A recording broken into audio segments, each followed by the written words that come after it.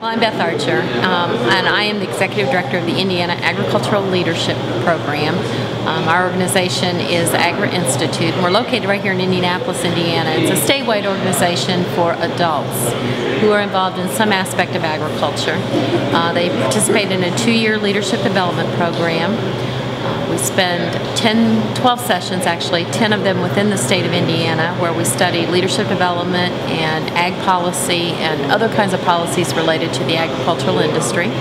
We study for a week in Washington, D.C., and then 2 weeks of international travel in a foreign country, somewhere just to understand global perspectives. I started with the organization in 1991. The organization itself began in 1983, so we're celebrating 25 years. We have over 330 people who participate in this program, and they're doing just really incredible things. They come from all over the state of Indiana, and they are involved in some aspect of the industry. So it might be production agriculture, it might be extension services, some role in the government services.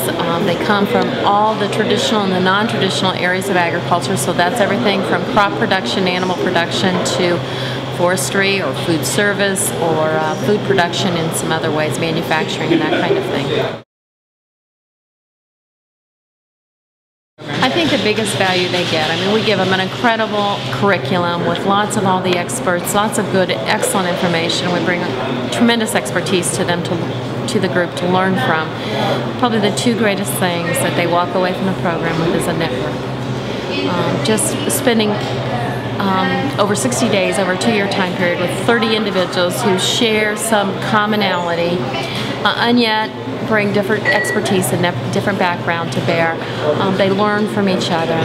They develop the kind of relationship that enables them to work together in the future. It doesn't mean they all, have a love fest and they all agree with one another on their, on their policies or their ideas, but they have such a huge respect for one another after spending that much time in study and learning that they can use that network for furthering decisions of policies, etc., that need to occur. But also that confidence in themselves. A lot of folks lack a sense that they can be confident in their skills and that they can take on leadership roles, and I think they gain that sense of confidence from the experience that they have in the leadership program and the support they get from each other.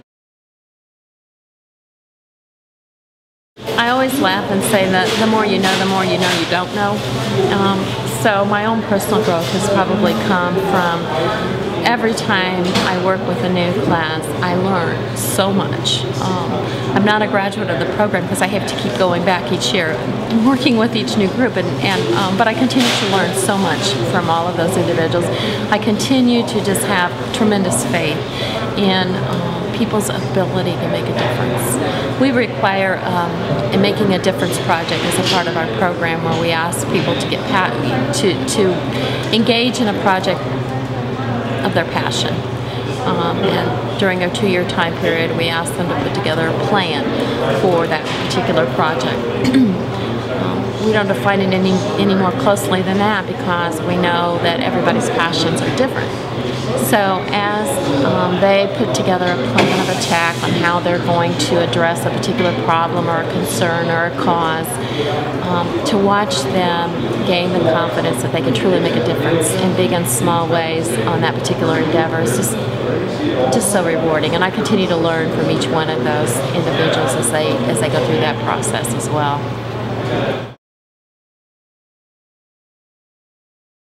Less than 2% of our population base is involved in actual production of food, meaning involved in farming operations.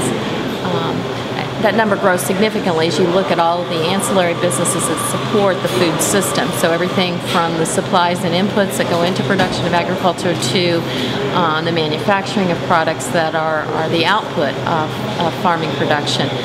But less than 2% are involved in actual production of food. And yet, not only do we feed the world, or feed the United States, but we also feed the world.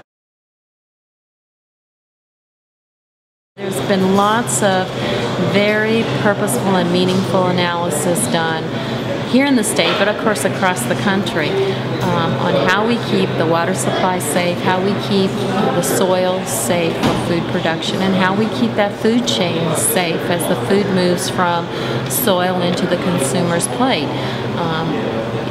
Very, very smart, bright people have been working very hard on that system, and I think they've done a remarkable job. If you think about the few incidences we've had with the food safety issue, and I know that, for those who have been affected by that, the few instances we've had, that it's very devastating, but relatively speaking, we have a very incredibly safe food supply, thanks to those scientists and those researchers and those policymakers that have worked very hard to keep it that way.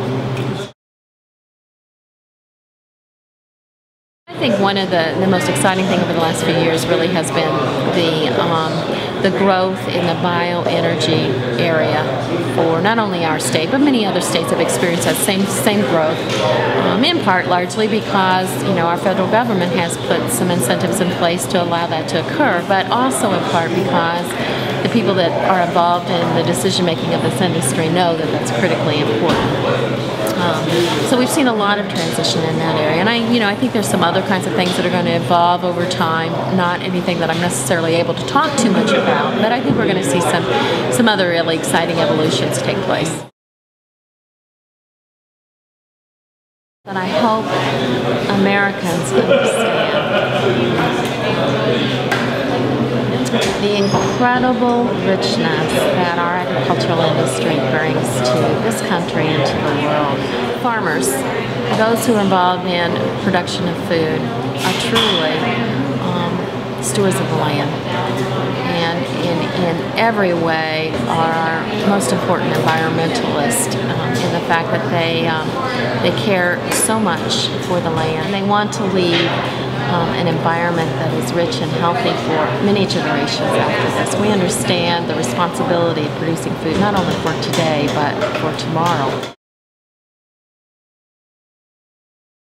The land-grant universities and the Cooperative Extension Services provide very well-researched and sound information about various agricultural practices and the information that helps people understand the ag industry. So that's probably the primary resource. Department of Agriculture provides a tremendous resource of information. So there's lots of really good, sound information.